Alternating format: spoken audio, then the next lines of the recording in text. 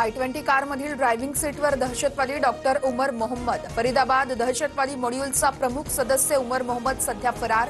कारमधील मृत प्रवाशाची डीएनए चाचणी करून तो डॉक्टर उमर आहे का याची पुष्टी केली जाणार.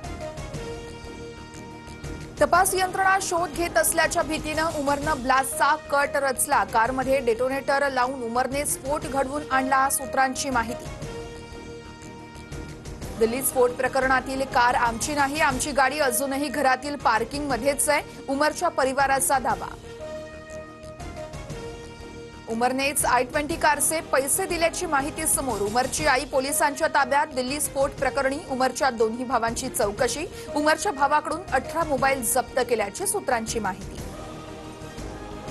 दिल्लीत स्फोट फिदाईन झाल्याची माहिती तर ही शक्यता असल्याचं समजतंय. स्फोट होण्याच्या 3 तास आधी I-20 कार सुनहरी मस्जिद जवळ पार्किंगमध्ये उभी होती. पार्किंगमधून कार बाहेर पडल्यावर अवघ्या 4 मिनिटांनंतर स्फोट.